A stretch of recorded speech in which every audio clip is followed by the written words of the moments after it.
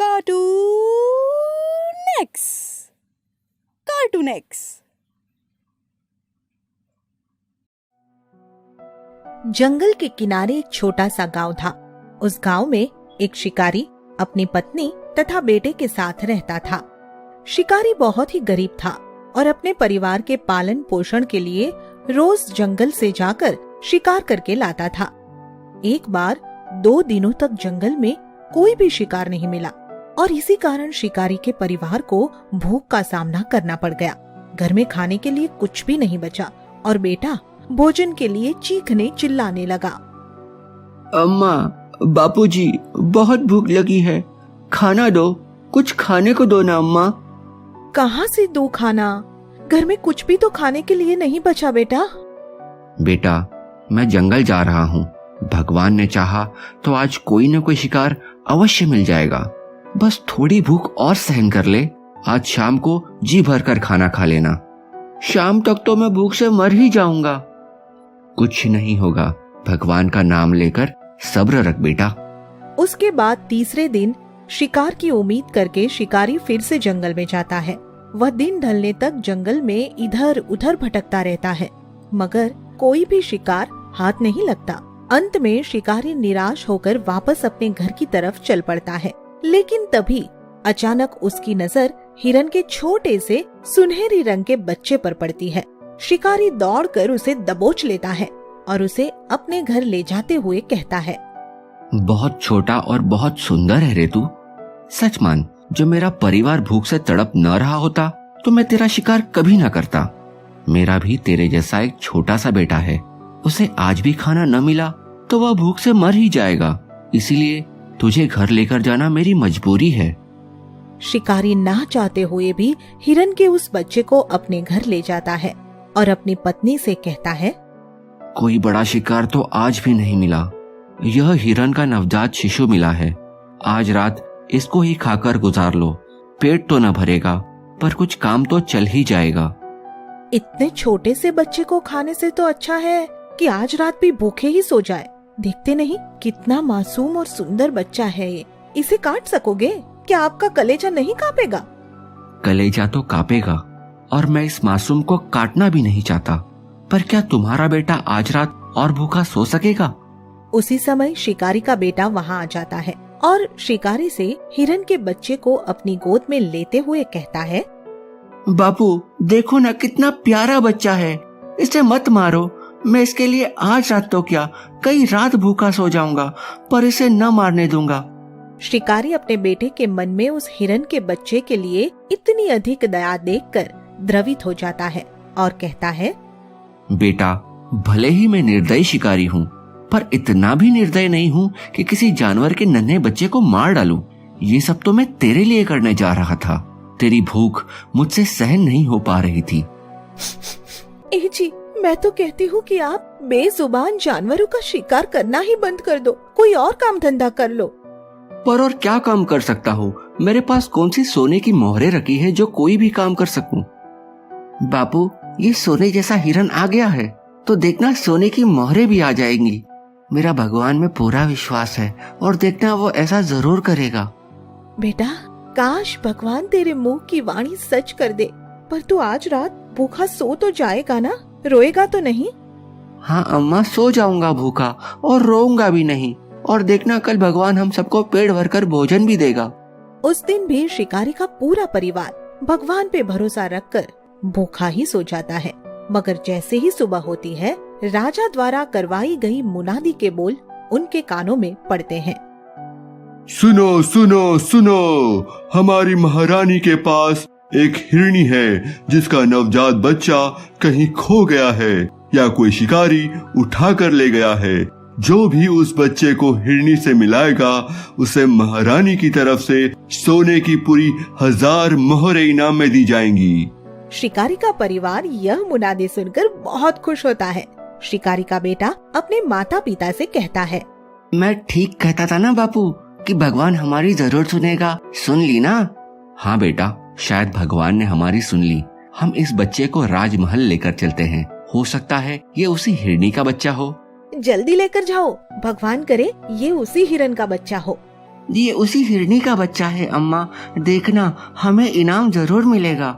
शिकारी और उसका बेटा हिरन को लेकर राजमहल जाते हैं और उस बच्चे को हिरनी के पास छोड़ देते हैं। हिरनी अपने बच्चे को पहचान लेती है और उसे चाटने लगती है। बच्चा भी अपनी माँ से मिलकर बहुत खुश होता है। यह देखकर महारानी फूली नहीं समाती। वह शिकारी और उसके बेटे को पास बुलाकर कहती है, हम आप दोनों से बहुत खुश हैं। आपने हिरनी से उसका बिछड़ा हुआ बच्चा मिलाया। अब आप पहले तो शाही रसोई का बना भोजन भर पेट खाइए और फिर अपना इनाम लेकर अपने घर जाइए।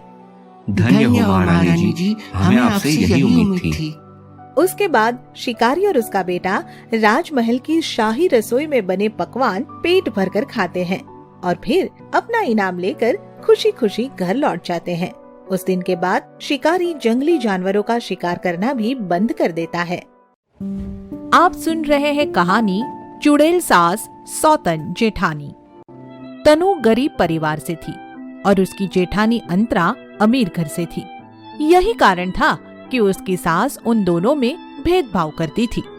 वह अंतरा पर तो अपनी सगी बेटी जैसा प्यार जताती थी, मगर तनु पर जुल्म ढाने के सिवा कुछ नहीं करती थी। घर का सारा काम उसी से कराती थी और साथ में सताती भी रहती थी। माँ जी, चाय पी लो। अच्छी चाय बनाई है ना? कल की तरह पत्ती ठोक के तो नहीं बनाई?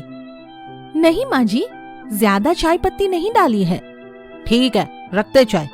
तनु चाय रख के वापस चली जाती है और फिर रसोई में जाकर खाना बनाने की तैयारी में लग जाती है, मगर तभी उसे अपनी सास की क्रोध भरी दहाड़ सुनाई पड़ती है। तनु! तो वह कांपते हुए दौड़कर वापस सास के पास जाती है। ये चाय है या शरबत? ले, इसे तू ही पी।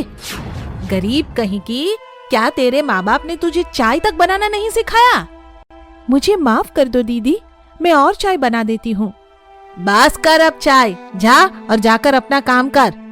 सास और जेठानी से खामखा की डांट खाकर तनु को बहुत दुख होता है और वह अपने कमरे में जाकर रोने लगती है। अभी वो रो ही रही थी कि तभी वहाँ तनु का पति दीपक आ जाता है। अरे क्या हुआ तन्नू, तुम रो क्यों रही हो?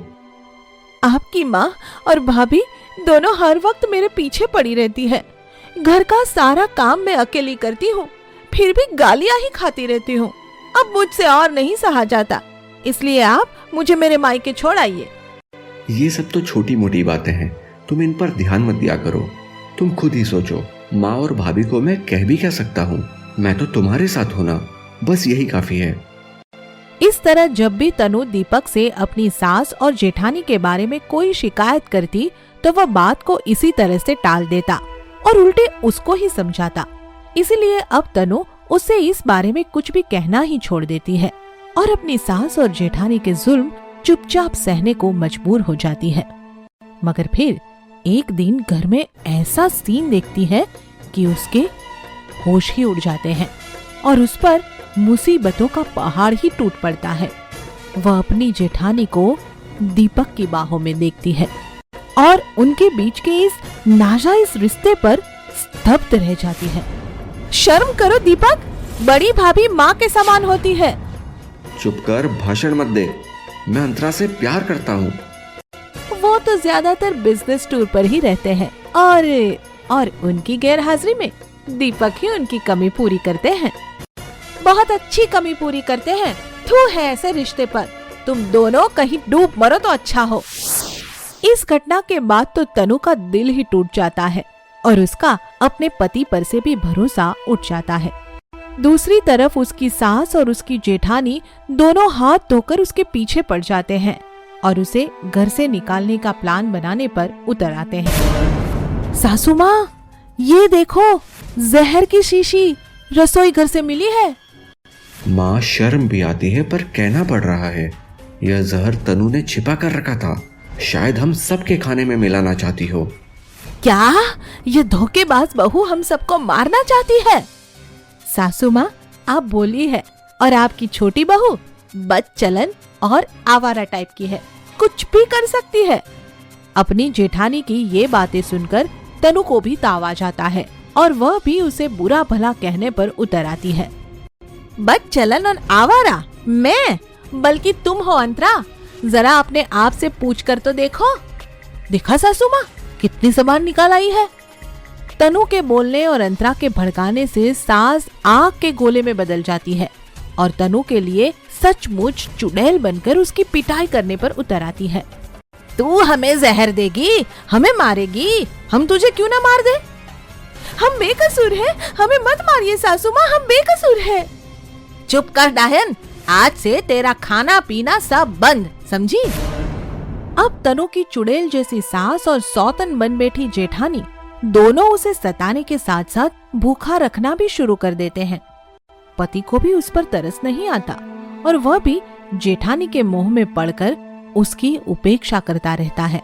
इस तरह कुछ दिन तक तो तनु उनके अत्याचारों को सहती रहती है, मगर फिर जिंदगी से हार मानकर आत्महत्या का फैसला कर लेती है। अब तो हद हो गई है और नहीं लगता कि भगवान कभी मेरा भी साथ देगा। अब तो शायद मर जाने में ही भलाई है।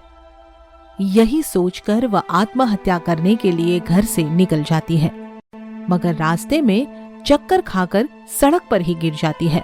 मगर कहते हैं ना कि जब तक भगवान न चाहे तब तक न बंदा खुद मर सकता है और ना ही कोई और उसे मार सकता है।